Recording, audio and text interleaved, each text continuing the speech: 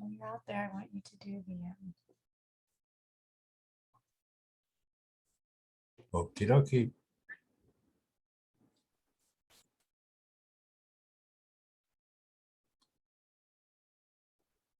and it's of course going to take me a second.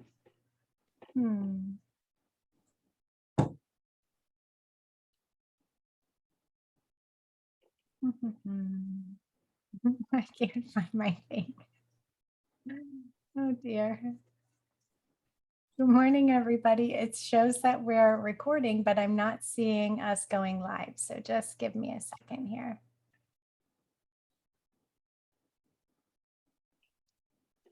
Here we go. Perfect.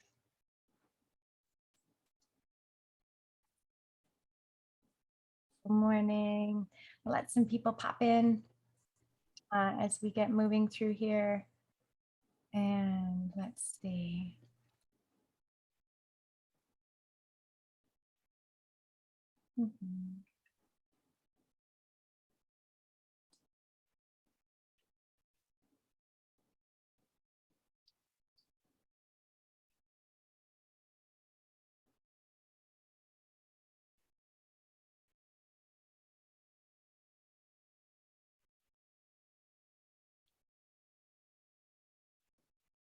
Hello, everybody. Beautiful.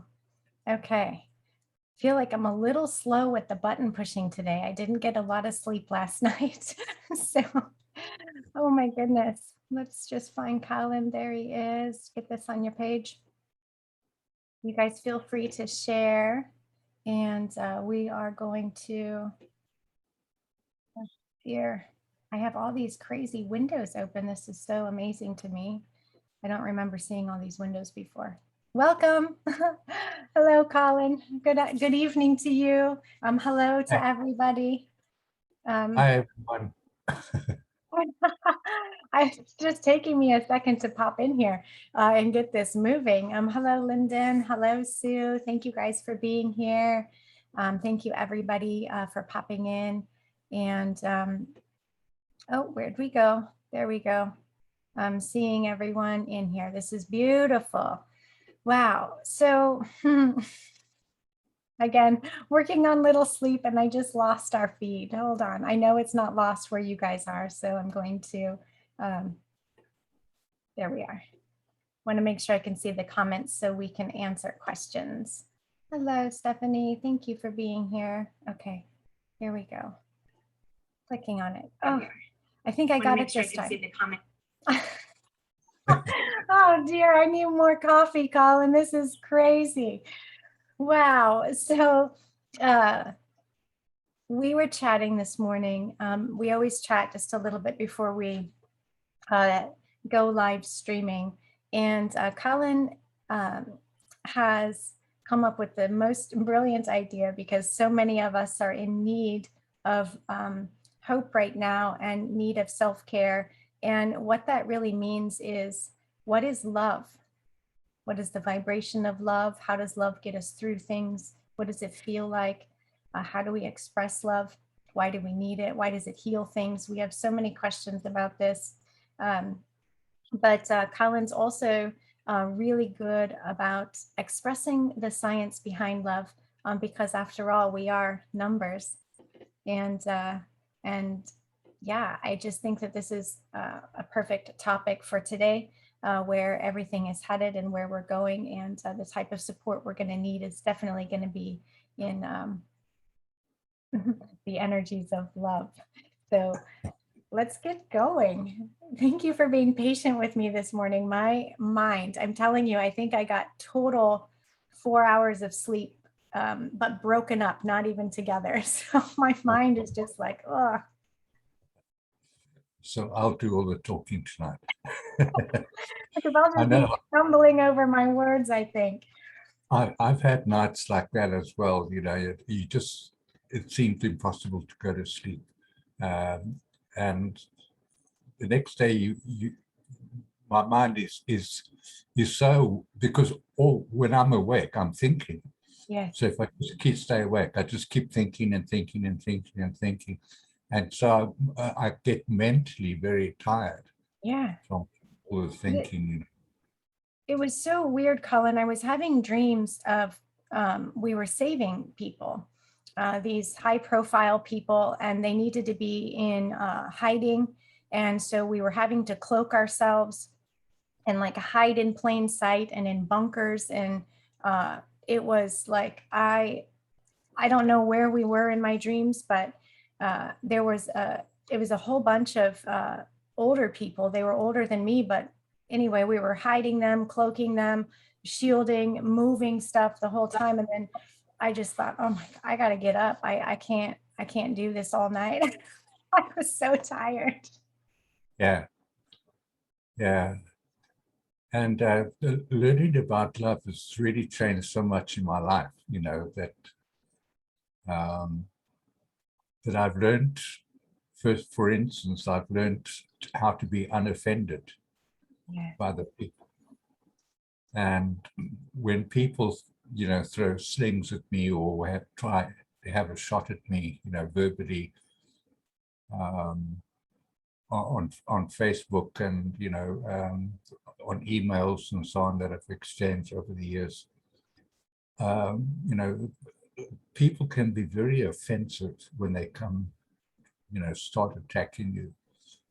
But once you've learned the power of love, you've learned that you don't have to defend what yourself. So you can be unoffended, because offense comes from the need to defend oneself. And if you don't feel the need to defend yourself, then you don't get offended. Yeah. And yeah, so I don't need to defend myself. I'm a sovereign being. I'm an eternal sovereign being. And as such, I have all the power of the universe available to me. So I can change their arrows they shoot at me and just dodge them. I, And they it's, right past me. it's a blessing. It's a blessing. I remember the feeling when I was younger, or even, I mean, gosh, even 6 years ago, when I wasn't fully understanding what love truly is. And people's words could hurt my feelings, or somebody could send me something and you could feel your body flush because you're like, oh my gosh. And you would automatically be offended or upset or worried that somebody, what are they thinking of you? And once you actually shift into that full love vibration, none of that happens. None of the body reactions happen. None of the brain signals signal the same way. And we just stand in sovereignty, but it's in Yeah. 0 point. Yeah, and I used to be quite easily triggered by certain things, and quite offended, easily offended by certain things. If someone was really rude to me or said something that was rude to somebody else, and I would want to step in and tell them off because, why are they being so rude? And I had many, many triggers, but once I lost those triggers, I no longer had to pull the gun of self-destruction. I love how you express that. That's a perfect analogy. Yeah, because in a sense, learning to be sovereign, the first thing you have to learn to be a sovereign being, you have to respect the sovereignty of other people. And you have to respect their right to be wrong. Yes. And you have to respect their right to express themselves however they choose, and not to react to the way they are, but rather to be responsible for your own responses. You see, because there are two things. One is a reactionary thing, where you react to something someone has said, and that's the opposite of responding appropriately or responding in a loving and kind way. We don't have to react to other people. When you're a sovereign being, you allow them to express themselves however they wish to choose, but how they choose to express themselves has nothing to do with me. It's none of my business. That's what I tell my kids. I think I've said it on here before. Whatever anybody else thinks of you is none of your business. You know, Yeah, just leave it alone. It's not about yeah, you. yeah. And whatever they do with their lives is none of our business. That's their business, you know, and they Exactly. have the right to do whatever they wish to do. Mhm. And, you know, we have too many people here who trying to correct other people, you know, and we learn that through our laws and bylaws. And, you know, if you don't wear a mask, you're endangering other people's lives. And so we're told to walk around with a stupid nappy on our faces. I love the word nappy. That's so perfect. It's it, triggers remind me, if I'm doing body work, triggers remind me of trigger points in the muscle. You point on you push on the muscle, and it can radiate pain somewhere else. And I find that is exactly the same as what emotions do. A trigger triggers something that has nothing to do with actually what made you angry. It happens somewhere else in um, the light body, sometimes the physical body as well.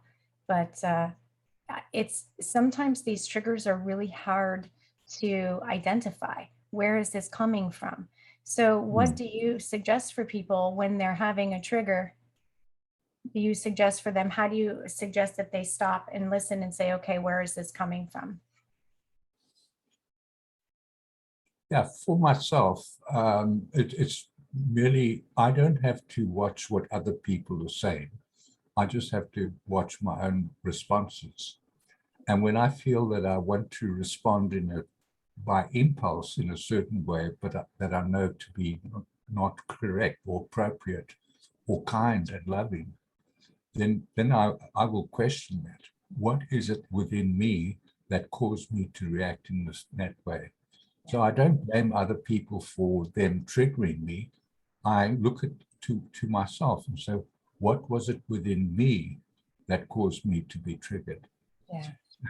And once you do that constant self evaluation and examination of your own thoughts and emotions, you can find out what things are triggering you and what things are, you know, and why they're triggering you, and how you can respond differently. Now, when I was waking up, one of the things that I was asked to do by my higher selves was to do an age regression Mhm. and think back on the steps in my life. But I was also told that when you find something in your past that was traumatic, or you reacted badly in a situation, or you said the wrong thing, or you behaved in a bad way, it told me go and replay it, but replay it in a different way. So I would go back and look at that situation and could see that many of the things that triggered me were from past experiences. Yeah. So by going in and healing that past experience, and in your imagination, just imagine it, because what you are doing then, you're reprogramming your memories. Okay, now it's like having your memory is on your computer, for instance, is held in your hard drive. And if you want to reprogram your hard drive, you just go into your hard drive and find out what's there and then change it. Yep. I love that. This is so I had a partner that did the best that they could to help me work through triggers. But it was most interesting because at the time, I was able to observe a behavior that in the past would have triggered me. So I would say, okay, hold on, I'm being really triggered. Something's happening in my body, something's happening in my mind. I promise that it's not you, but I want to take a look at this. And it always would go back to something that happened in my childhood. And so when we go back, the age regression you're talking about, and then we're able to, and it'll pop up if you ask. If you want to know what it is, then it's in your memory banks, it's in your cellular structures, and you'll remember. And I did this all the way back to, uh, sexual traumas as a child as well. And you go back to those memories, the way your body felt, what was happening in your mind. And you know what I did, Colin? I sent love to myself in that moment. Yeah, And when you send love to yourself in that moment, you change the way you feel in the future time, which is the now time. yeah. No, that's how it works, but the illustration I was making, that you can reprogram yourself, Yeah. because many of us are just reacting out of the programming, our past programming. And if we reprogram that, and the way to reprogram it is to think differently, to go into the past, examine it, and think differently about it, and change it in your mind. Actually imagine yourself behaving in a different way. Yes. Imagining yourself, instead of reacting caustically or sarcastically towards another person, just change it. Yeah. Say, no, this is how I wanted to really respond, but I was being triggered, so I responded very badly. So we develop these triggers, but we don't only learn it from our past, we learn it from our upbringing as well. Yeah. Because certain family traits are triggers. Yep. Because I was brought up a Catholic, anybody who was against the Catholic Church was, my enemy. And Yep. anybody who spoke a different language was my enemy. Anybody who was of a different grace was my enemy. So we grow up with all these kind of sociological and cultural norms that cause us to react badly in situations. So it's important to go back and recognize those. What were those things that I believed that are not true? I have an interesting question for you. I'd love to hear your take on this. I was reading, I forget when I was reading it or what it was, but about how the mind works, and that a child or an adult, just a human being, could watch a program, let's say it's a violent program, and their body could respond as if that trauma actually happened to them, and they can hold on to that as a memory and express that way. Yeah, What do you think about that? absolutely. I remember as a 5-year-old going to the cinema for probably the first time, as a 5-year-old, and we were sitting in the front row. I had 5 siblings, 4 boys and 1 girl, and we were sitting in the front row and we were watching The Wizard of Oz. And I thought, this is wonderful, this film, until the witch appeared, the old lady on the bicycle in the clouds. And she changed from an old lady in a bicycle in the clouds to a witch. And I was terrified. And that memory stuck with me. So whenever I see or saw an old lady on a bicycle, I would look at her very carefully, expecting her to turn into a witch. So we can get all kinds of memories that we hold, as children. I remember once my brother had his finger stuck in a tap. He'd switched the tap on, but broken the top off, so the water was squirting out. So he'd stuck his finger in the tap, and he couldn't get it out. So he was screaming for help. So I ran along to go see him.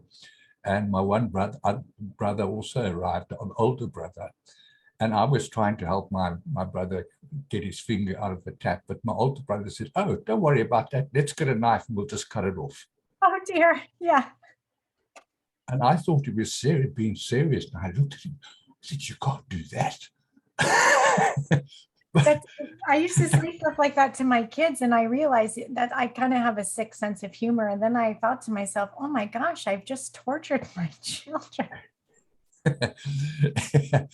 Yeah, and sometimes it's purely accidental. I mean, my brother wasn't trying to traumatize me in any way, but I was really traumatized by that, thinking that if I had my finger stuck in a tap, they would cut my finger off. Yeah. Oh, dear. True. And so we grow up with a lot of false beliefs, that it's best that we go into our memory, because your memory is like your programming.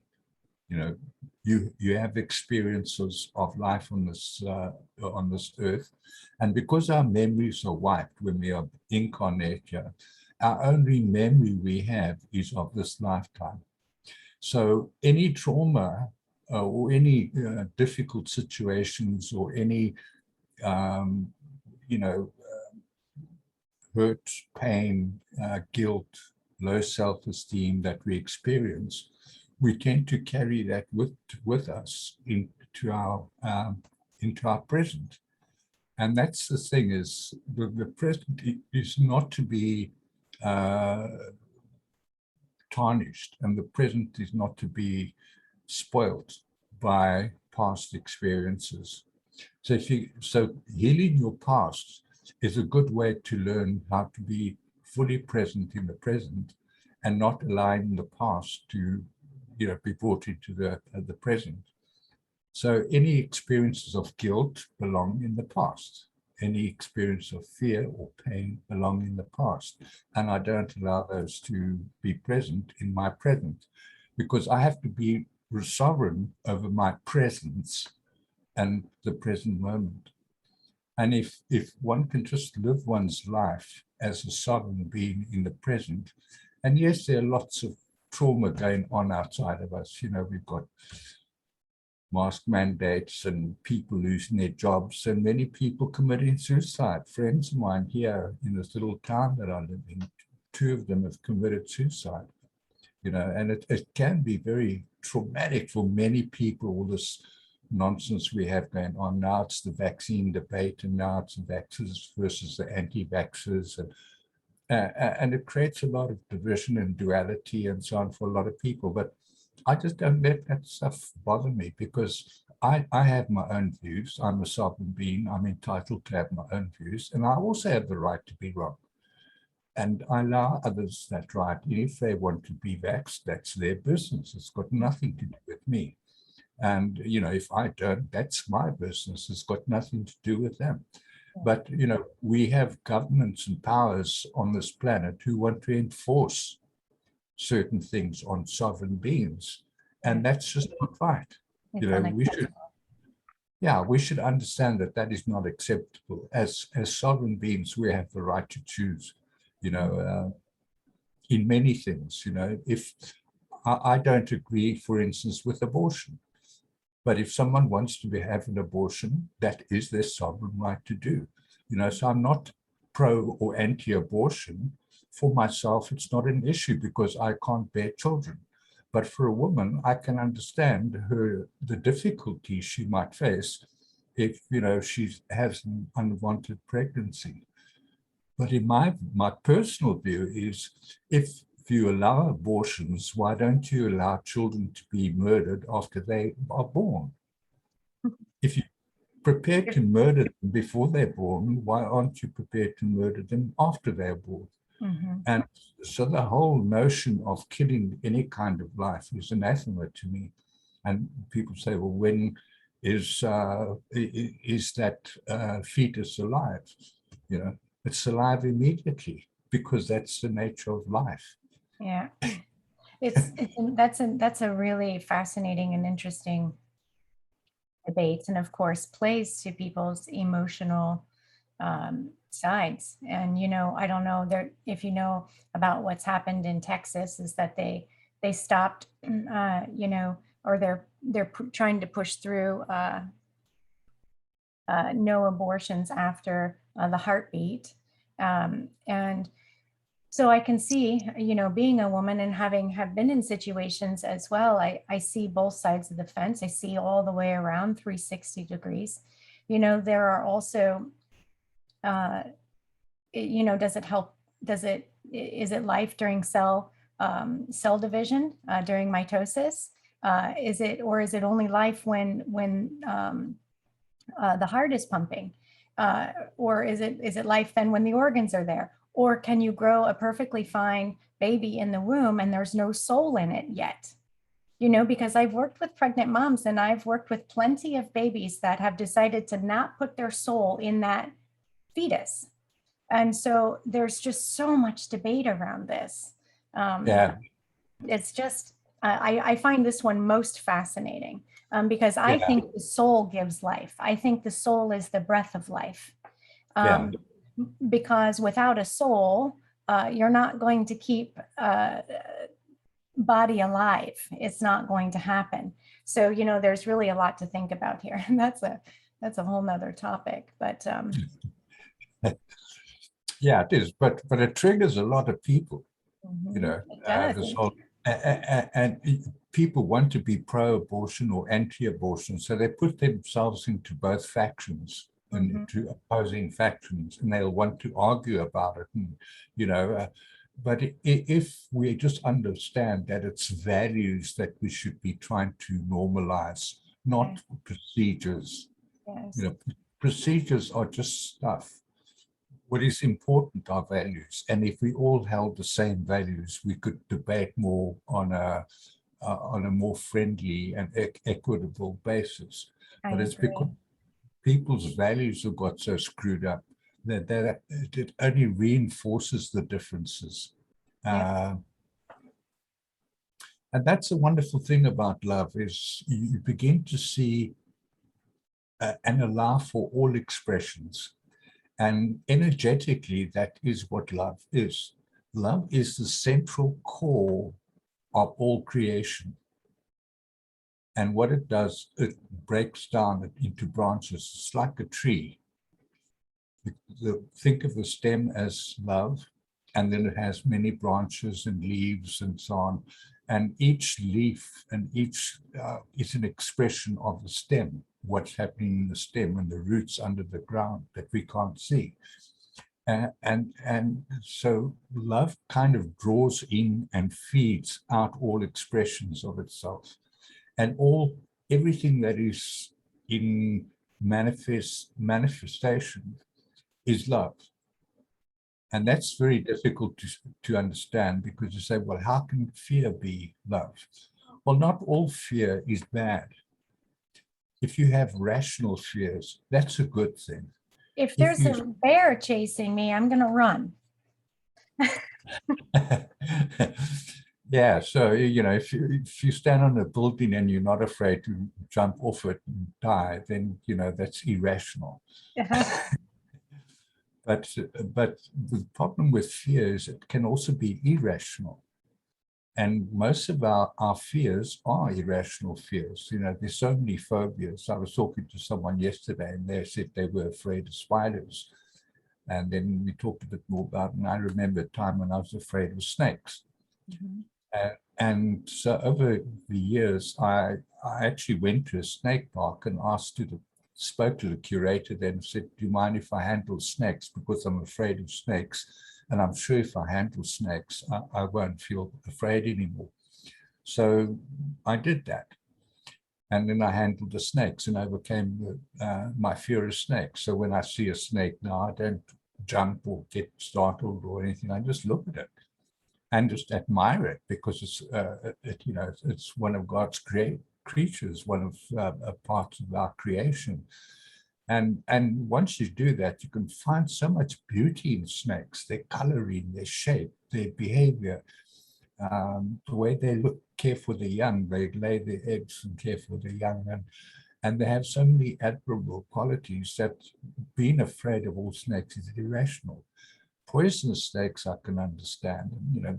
If I came across a rattler, I wouldn't stand around admiring it very long.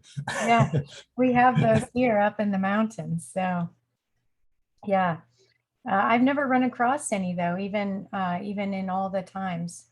But yeah, they will give you a warning. So they do their little Yeah, thing. So you just know, oh, I better go the other way. and most snakes will, or they'll get out of your way. Yeah.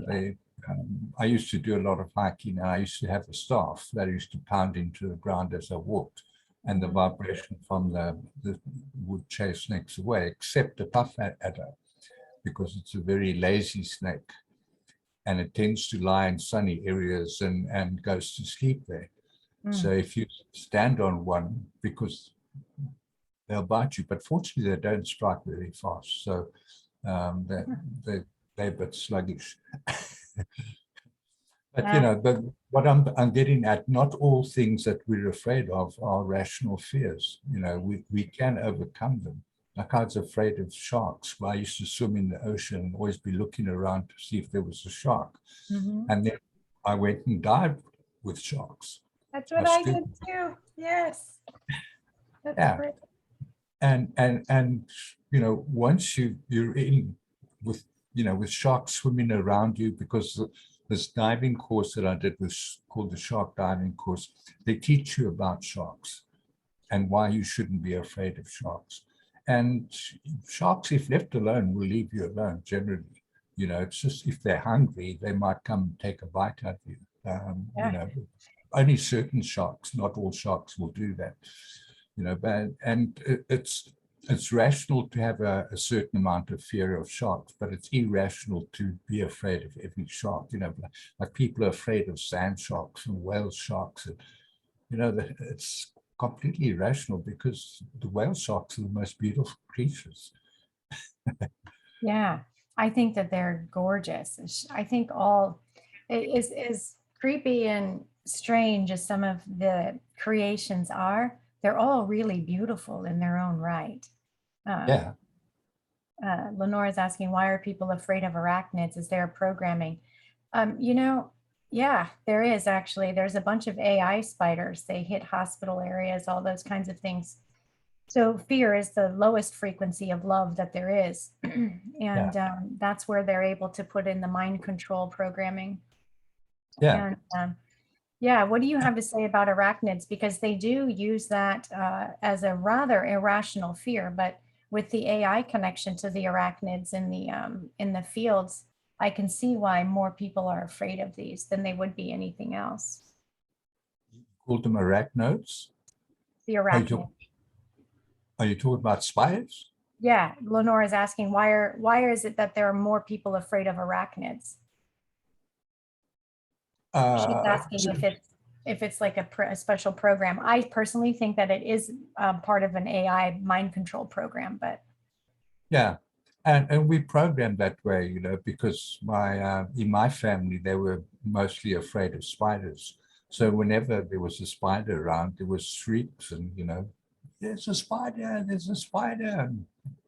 And grab a shoe and beat it to death as quickly as possible. That seemed to be the only remedy. But it is an irrational fear. But I remember having an experience when I was a young boy, and we were on holiday, and they had an outside toilet, and I went to the outside toilet, and it was dark, but there was a light shining through the door of the house.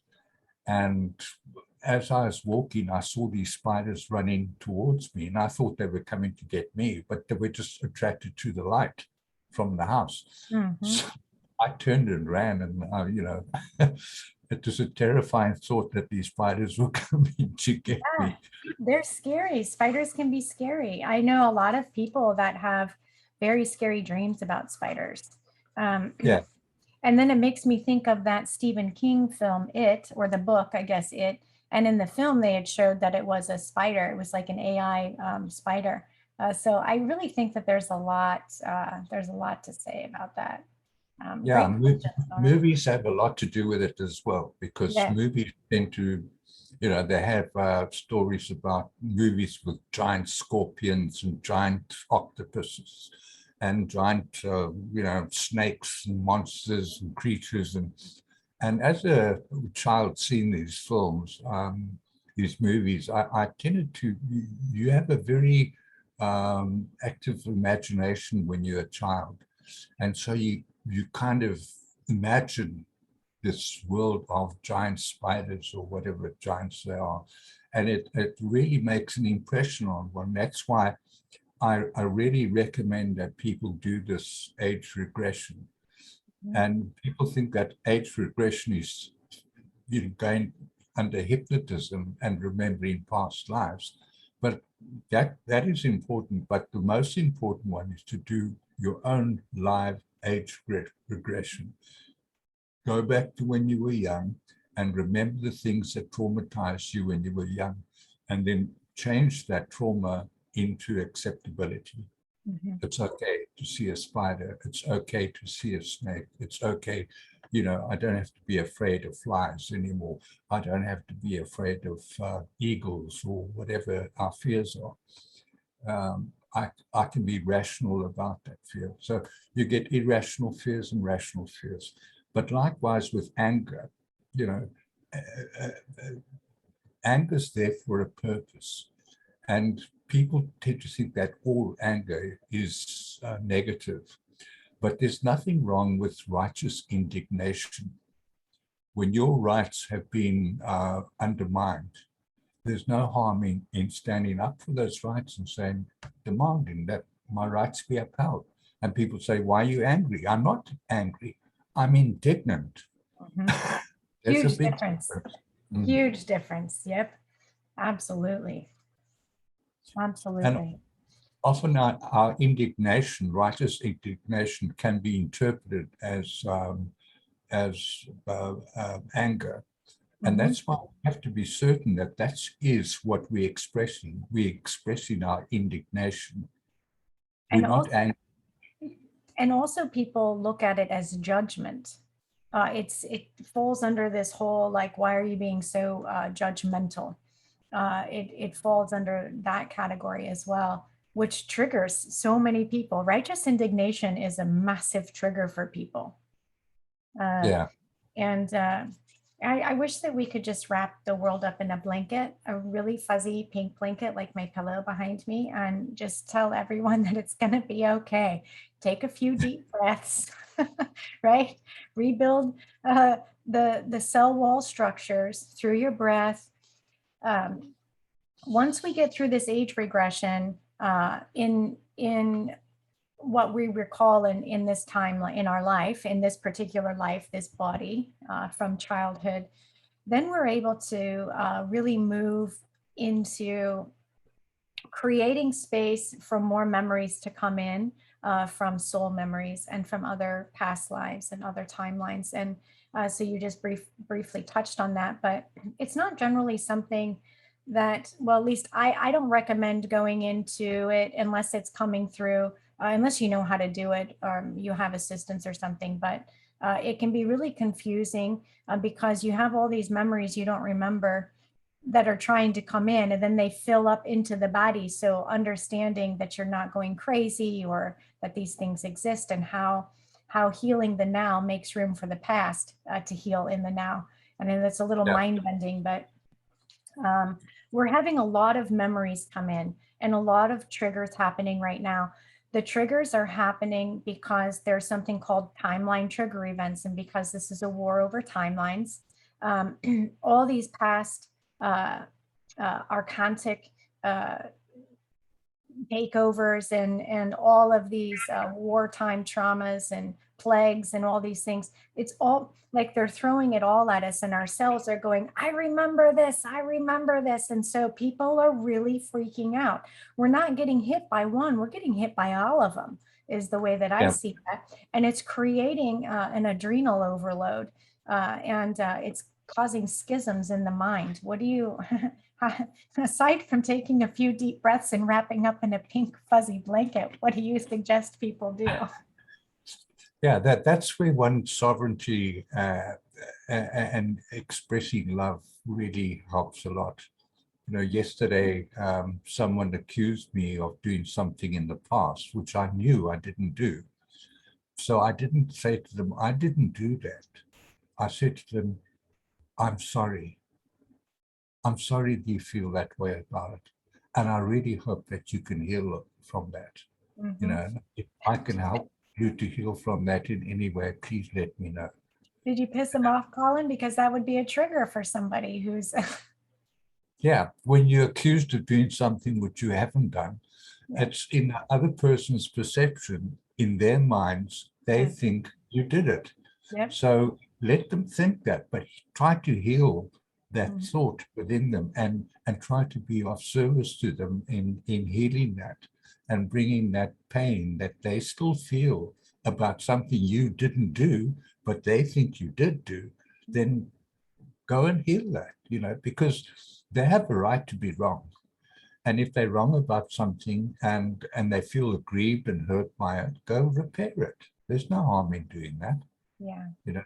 And and that's what we're here for, to heal this planet and to heal each other and bring healing balm to the wounds of this planet and to the wounds, each other's wounds. You know, in a sense, we all like wounded soldiers in a battle. And the more we can serve each other to bring healing to each other, the better it is. Even if somebody accuses us of something we know we didn't do, that doesn't matter. What matters is that person believes that you did that. Yes. And so what is important? Your justification of your own righteousness, or is it more important that they are healed from that, you know? And so you can change your perceptions of things very easily when you're understanding that love is very important. Now, when I first worked in 2003, I became a good worker in 2006. And I took up a mantra at that time that I've used over the years. And the mantra is this: anything less than love is not acceptable to me. Not to me, from me. So, you know, and if one looks out at love with the world, look at life with loving eyes, you light up life, you bring life. But if you look at life with anything less than loving eyes, then you are killing life, you're destroying life, you're hurting life, you're bringing pain to life. And that's no way to experience reality, you know, by causing pain and suffering or hardship. But if you can look at it with love and look where you can serve others and how you can serve others and bring healing to them, you know, and you can only do that once you have done the work on yourself to heal yourself. Yeah. And once you've healed yourself, you can bring the healing to other people. And this waking up business is hard work. It is hard work. Gwenda is sharing her wisdom, and she says, always tell yourself that you are just an observer when past memories come through. Yeah, I love that observer point. I love watching it. I used to see things as like a film. My mind sometimes will see things as like an old film, or like I'm sitting in a movie theater and watching it. If I can't handle it, then I'll put it in a term like I'm watching a movie. So that way I'm not so immersed in the moment. But thank you for that, Gwenda. That's what we do. Tell yourself you're just an observer and then change the situation. Yeah, it's called detached engagement. Yeah. So it's, you know, the Bible describes it this way: be in the world, but not of it. Be in the world, but not of it. That's so perfect. We're having a lot of Bible discussions lately. A lot of people are waking up and understanding that a lot of the Bible has been so misinterpreted. And, you know, because we're getting our memories back, so many of us have done the work to get memories back and are bringing that consciousness back to planet, for planet where we all work together. And it's been really, really very fascinating. I'm so curious, and I know this could probably be for another conversation, but with memories coming in, have you been having any memories of Tartaria, that timeline? Oh yeah, no, that it's and it's quite fascinating how recent that it was. I know. It's mind blowing. I'm like, oh my gosh, this is so crazy. Like how well we just got wiped, like everything got wiped from our minds not that long ago. Yeah. It's and our memories were changed. Yes. That's an amazing thing, because a lot of our memories are from our history books. And when they changed our history books, they change our memories in a sense, because that's our frame of reference for the past. Mm-hmm. And they changed the entire history of the planet once they destroyed Tartaria. You know. Isn't that amazing? Yeah. Isn't that amazing? That is just, Makes me indignant, Colin. Yeah, I'm but excited for more of these memories to come through for people because, that's what changes reality. Like I said, we're in a war over timelines. It's no big secret. And, yeah, we want our histories back. We want our human histories back and our galactic histories, and they're coming. yeah. I sat with my higher self once, and he was telling me the history of the planet Mm. and of Earth. And we sat for a long time. He was trying to explain to me how all the history that we have been taught here is not true history. Mm. It's not real. And many of the things in the Bible um, are not analogies, but well, they're just stories. Mhm. Okay. They're stories that have a meaning. I've forgotten the name of the word for that. It'll Yeah, come to me. I'm thinking of it too, and it's like disappeared. yeah. Uh, uh, and our history, that, I mean, if one just looks at the archaeological evidence, that is there. The pyramids, for instance, we don't know what that's all about. They've hidden all of that history from us. But if we look at the evidence, all the pyramids are on a certain ley line. Okay, all the pyramids around the world are on the same ley line. So that was the Earth's energy grid, Yes. and we're using etheric energy to power up electrical devices. Not electrical as we have. The electricity we have here is not etheric energy.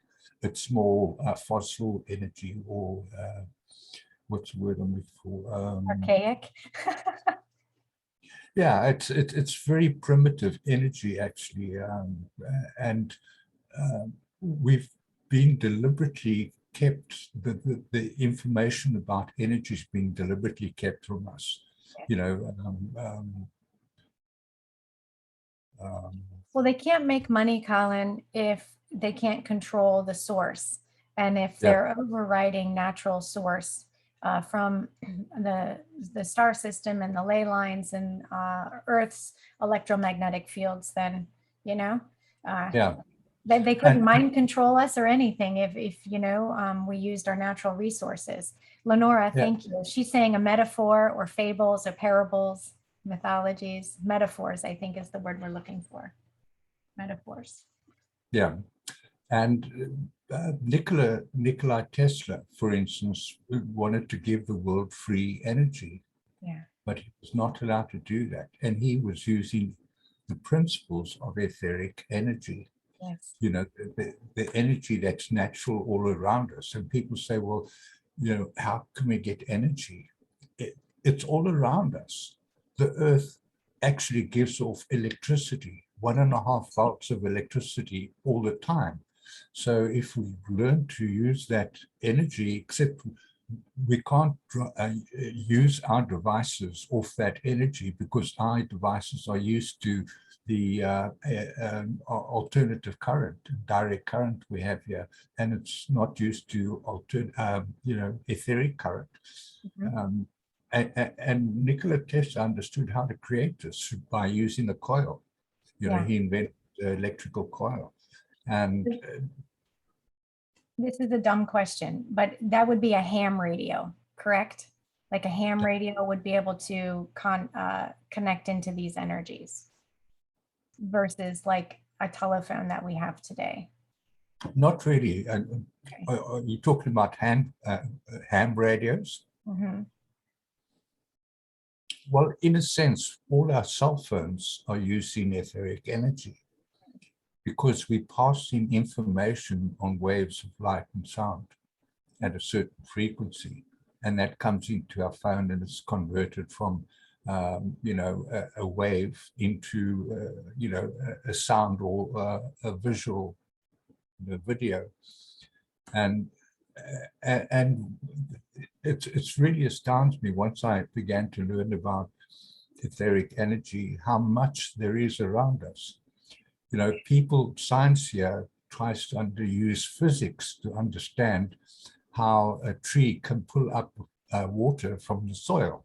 Mhm. Where does it get the energy from? Because it must take an enormous amount of energy to draw that liquid up all to the top of the tree, spread it through the branches. And they say, according to the law of physics, it's impossible because they don't understand it. It's etheric energy that is used by the tree, and Mhm. it pulls that etheric energy out of the ground. And another guy who was very good at this was Dr. Wilhelm Reich, who invented something called orgone. And he was able to change the weather using etheric energy, which he Mhm. called orgone. And he created healing devices. That's what I wear all the time on my high heart. I keep it there, especially when I go out these days. Yeah. And, we can create these energy fields around us if we know how. Yeah. And that's one of the things that I learned to do, in my waking up, was how to create a shield of energy around my auric body, Yeah. and how to use energy so that I could create, if people rub their hands very fast and then put their hands together and try to feel the energy in your hands, Feel and then what as you get better and better, you'll feel the energy get stronger and stronger, then just bring it up to your head. You infusing energy into your head, then you can use it for any part of your body, your knees, your ankles, your feet, your back, your stomach, your Yeah. heart. Yeah. I love that. That's one of the things that, when I did in-person healing sessions, there was a lot of moving of energy with the hands. We can do that distance as well, because it knows no time and there's no bounds. And so it's whatever we think and how we express and how we work with our higher selves and how we work with the energy. It can happen in person and it can happen far away, but you can heal, your own knee, your own ankle, your own sprained, whatever, your headaches, all these things by really understanding what it's like to know that we have vertical, horizontal, and diagonal channels. And the clearer these are, the more of the love frequency we're emitting to do the toroidal fields. And you just get it moving. Yeah. And the med beds that people are talking about work off etheric energy. Mhm. Basically, when you go sit lie in a med bed, it does a scan of your body, it reads the energy coming off your body, and then that compares that to what would be normal in the body. Yeah. And it'll, once that comparison is made, it'll know where your body lacks energy. Because we don't understand, we're emitting energy all the time and it's measurable. You can get devices that measure this energy. And people are just not aware that there are energy beings. Yep.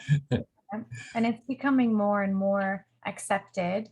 But we still need more people to accept this and see this, to continue to raise the planetary vibration to love, and to be able to raise each individual frequency. That's why it's so important to work on the self, because healing the self, and I know some people will say, well, that's selfish, or that's a service to self. And it really is a service to others when you work on yourself, because we are of one mind, we are of one consciousness, we are one unit. And we are like little tiny globular structures in the whole big piece. And, we want them all to function correctly and Yeah, efficiently. Maybe correctly is not the right word. Maybe efficient is a better word, but, yeah, continuing to work on the self changes the whole. yeah. Because all of us are actually attracting energy out of the ether towards us, but we're also feeding that energy into the ground. So if we are filled with anger, that's what we're feeding into the ground. Yeah. We're attracting more anger and we're feeding that into the ground. Whereas if you're going to be loving and kind and gentle and feel those emotions, because emotions are energy. Mm. And once you can feel that emotion, you can then just blow it into the ground, stand barefoot on the ground and blow it, because you put in something real, in an energy into the ground. That's how we feed Mother Earth. That's the work of grid keeping. Yeah. It's learning how to drop energy into the earth, building in energy into your soul body, and then storing it up, and then releasing that into the earth. Mm-hmm. I agree. I want to read something. This is very personal that Glenda is posting. And thank you, Glenda, for being so vulnerable. And she writes, Colin, 9 months ago, my oldest son in law enforcement was murdered. 3 months ago, my youngest son fell in his apartment and hit his head and died. He had parachuted over 200 times. 2 weeks ago, my best friend of 40 years died. Why? Are more people experiencing this kind of loss? Why is it happening? I have been threatened not to pursue the death of my eldest son. What they don't realize is threats have no power over me. I love that last statement. Yeah. Why, Yeah. she's asking. Yeah. Go ahead, Colin. Yeah, people are experiencing what this life has to offer, which we live and we die. No one's going to live forever on this planet as it is now. It's when we change the planet, then we can live for eternity. Life on other planets and other time-space continuum doesn't work the way this Earth works. It's completely different. And to them, the notion of death is just anathema. Nothing dies, because how can you kill energy? Yeah. Energy never dies. So people understand you can't destroy energy. You can only change its form. And people being energy beings, they don't die. The energy still remains behind, and that energy is their soul. And their souls are eternal. They cannot be killed because they exist within the realm of the universe. But beings who live in the astral, they can die, but they are immortal. So they have a limited lifespan, and they have to feed off the energy of other people in order to sustain their lives. But they're not eternal beings, whereas humans are eternal beings and can live off the grace of God. Yes. God's Yeah. grace is, it's available for everybody. It's not only for the righteous. The unrighteous can also feed off God's grace, because that's what they do. They're just not aware of it. Yeah. I'm just that's a lot.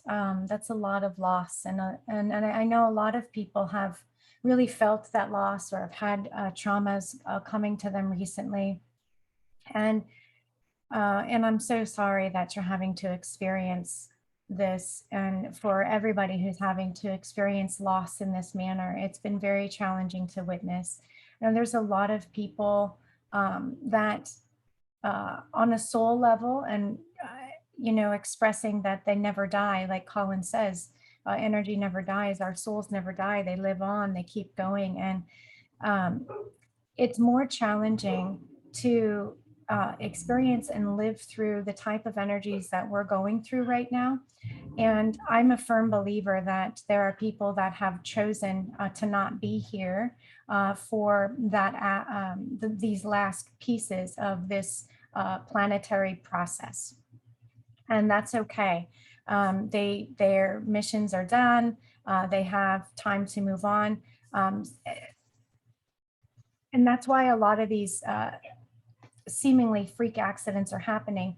Another thing that's happening, unfortunately, is sometimes people are not, and I don't mean this to sound insensitive, but they're not actually doing the work that they need to do.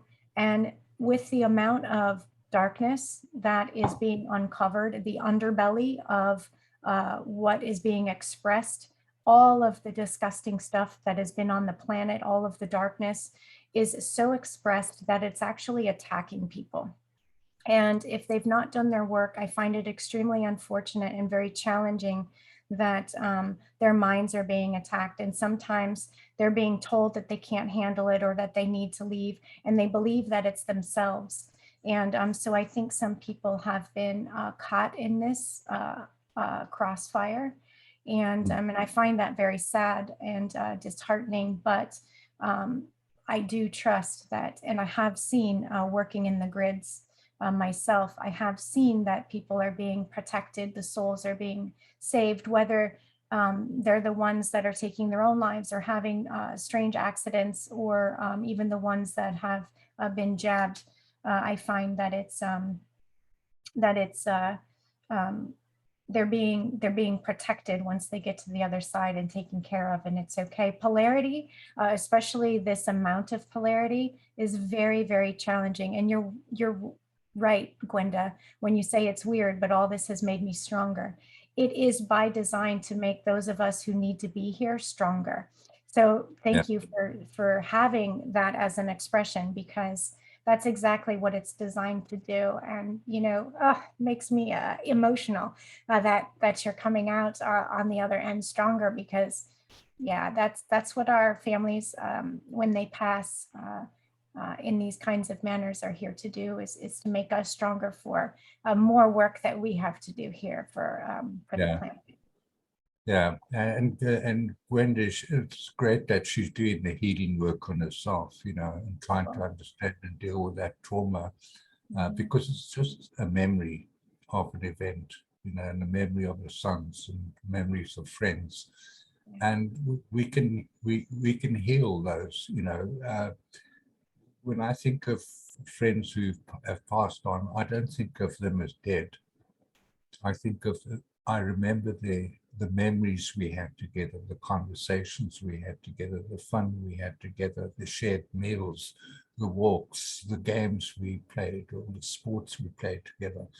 I remember those good things, and I prefer not to think of people as being dead, because in my view, it's just impossible to kill an energy. And we are all energetic beings, and we're all beings of energy and light. And we never die. We just, this hologram experience might come to an end. It's like that movie, The Truman Show. Yes. When at the end of the show, he opens the door and he says, "Goodbye, I'm off," with something to that effect. And he leaves the show. And to me, in a sense, that's what his death is. We're just leaving the show. Exactly. Yeah. It might sound a bit callous, but really this is just a hologram. It is. It's really just a place, a holographic experience to give us experiences to help us refine our souls and to heal our soul bodies and to evolve into higher dimensional beings. Absolutely. Yeah. And we're not in quarantine anymore. So we're not going to be stuck in that karmic looping pattern, having to recycle our souls back on planet Earth. We're actually in a position and in a progression where our soul is going to be able to choose where to be. So I'm really excited about that when people are dropping their bodies, they actually have choices. So I'm like, right on. Yeah. Oh my goodness. Wow. Since 2014, the blank slate technologies have been switched off. Well, they're still switched on, but they're not being used by the fallen angelics anymore. So people who die after 2014 will have a totally different experience of death to people who died before then, because there'll be no tunnel, there'll be no people waiting for you at the end of the tunnel. It'll be a totally different experience. And I'll be told that what happens, people go straight into the void, and from the void they ascend. So that those beings are ascending, and the void is no time, no space, so that they're not aware of how much time they're in the void, because time doesn't exist there. And so for them, it's going to be an experience. They die here and they ascend. that will be their memory of it. They won't remember being in the void, but they're actually in the void now and waiting for the ascension of the planet so that we can all ascend together. Fantastic. Thank you for sharing that piece. We're just over an hour, but I just want to ask you one more question about that, about the ascension in the void, because I'm seeing a lot of souls being collected, so to speak. You know, the ones that have fallen the way that they've fallen by lining up by choice for this inoculation, and their souls getting knocked out of the body. So these are like, it's kind of like a collecting of them, so they they don't get siphoned or usurped in any way. And my question is, and I've not had an answer on this, so I'm curious what you say, is, are we still going through a life review to be able to go back and heal certain pieces, or is that happening automatically? Did that question make sense? Yeah. When you go into the void, what you do, it's almost like a med bed. Your soul gets scanned, and your memories are scanned, and you get what are called memory upgrades. So all your memories are changed. You get reminded Yes. of your memories. You then remember your entire incarnational life cycles. You remember all your genetic life cycles, and you go through all that remembering experience. In a sense, you can think of the void as a hospital, Yeah. where we're going to be healed. But going through that experience, when you go out on the other side, you have no memory of what happened in that experience, because there's no time and no space, there's no energy. So it's a void. And it's like the center of a fulcrum, or the center of a hurricane. There's no energy in the center. All the energy is around it. And so in that void period, we go through a DNA examination where our DNA is examined. We get a DNA upgrade. Our minds are changed. We get reminded. We get remembered. So all our memories come back. And then we are prepared. And when we go into the next dimension, we'll have a higher dimensional being, a soul family member, probably your higher self, who'll be there to train you, to teach you, and to help you through that experience of being in a totally different environment. So just in case I drop my body today, you're saying go ahead and eat that vegan gluten-free ice cream cone. Yeah, we get very harsh on ourselves and very judgmental about what we eat. But, you know, I always remind people, it's not what goes into your body that matters, it's what comes out of it. Oh my goodness. Great conversation today, Colin. Thank you. My wish for everybody is to stand in the light of the Christus Sophia, moving forward, inviting every day, waking up and saying, I stand in love, I stand in integrity, and I am a sovereign being. One of my favorite things is I am the cosmic sovereign law made manifest. And so it is. Yeah, and write your affirmations down and recite them, because in a sense, that's also part of reprogramming your consciousness. Yeah. Beautiful. Thank you, my friend. I loved having coffee with you today. Yeah, thanks. I thought we'd have a short conversation, but it turned out to be quite a long one. I know. I thought, oh yeah, we might be done early today, but here we go. And I even woke up enough to talk, so that's good. Yeah. Much love to you guys. Thank you so much for being here. Yeah. Bye-bye. Bye-bye.